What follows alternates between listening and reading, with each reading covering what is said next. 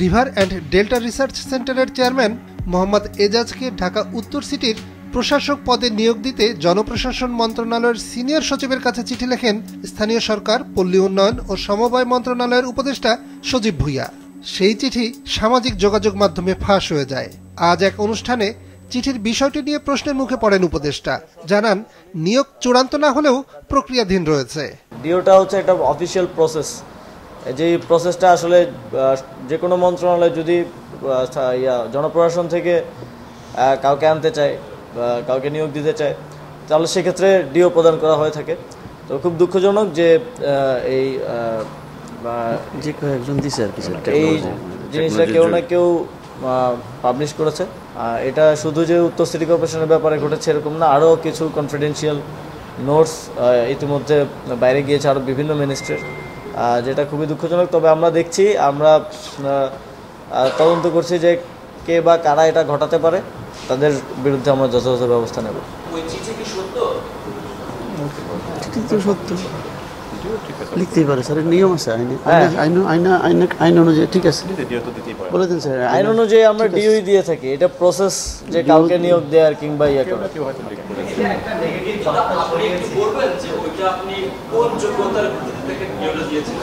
আমরা সার্ভিস থেকে যে কাউকে নিয়োগ দিতে পারি, কিংবা যে কোনো ব্যক্তিকে আমরা সেখানে নিয়োগ দিতে পারি। সেই জায়গা থেকে আমরা একজনের ব্যাপারে করেছি, ঢাকা উত্তর সিটি কর্পোরেশনের ব্যাপারে।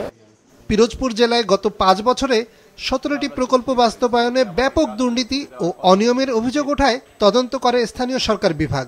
সেই তদন্ত প্রতিবেদনে উঠে আসে, এসব প্রকল্প বাস্তবায়নে 3177 কোটি টাকা ছাড় করা হয়েছে। কিন্তু মাঠ পর্যায়ে দেখা যায় কাজ না করে, কিছু ক্ষেত্রে নিম্নমানের কাজ করে, আবার একই কাজ একাধিকবার দেখানো সহ নানাভাবে দুর্নীতি করে 1648 কোটি টাকা আত্মসাৎ করা হয়েছে। এ কাজে স্থানীয় সাবেক সংসদ সদস্য সমর রেজাউল করিম, মহিউদ্দিন মহারাজ সহ বেশ কয়েকজন সরকারি কর্মকর্তা জড়িত। বিগত ফ্যাসিবাদী সময় অনেক লুটপাটের কথা শুনেছি, বিভিন্নভাবে আমরা সেটা দেখেছি, কিন্তু এটা একটু ইউনিক এই জায়গা থেকে যে পিরোজপুর জেলার স্থানীয় সরকার প্রকৌশল অধিদপ্তরের কর্মকর্তাদের অংশগ্রহণে এবং এছাড়াও আরও যেই বডিগুলো প্রয়োজন হয়, অর্থ বিভাগ সহ, তাদের সম্পূর্ণভাবে কাটেল করে একসাথে যোগসাজশ করে এই লুটপাটটা করা হয়েছে। উপদেষ্টা এক প্রশ্নের জবাবে জানান, সংসদ নির্বাচনের আগে স্থানীয় সরকার নির্বাচন আয়োজনের সিদ্ধান্ত চূড়ান্ত হয়নি, তবে বিষয়টি নিয়ে ভাবছে সরকার। স্থানীয় সরকার নির্বাচন আয়োজন করার ক্ষেত্রে এখন পর্যন্ত যদিও কোনো চূড়ান্ত সিদ্ধান্ত হয়নি, তবে ইতিবাচক।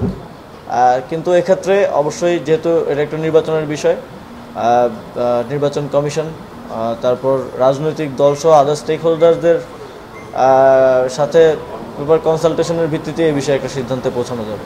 উপদেষ্টা জানান, দুর্নীতিবাজদের কোনো ছাড় দেওয়া হবে না। যারা চাকরিরত আছেন তাদের বিরুদ্ধে বিভাগীয় ব্যবস্থা, আর যারা অবসরে চলে গেছেন তাদের বিরুদ্ধে ব্যবস্থা নিতে বলা হয়েছে সংশ্লিষ্টদের। নিয়াজ মোর্শেদ, মাছরাঙা সংবাদ, ঢাকা।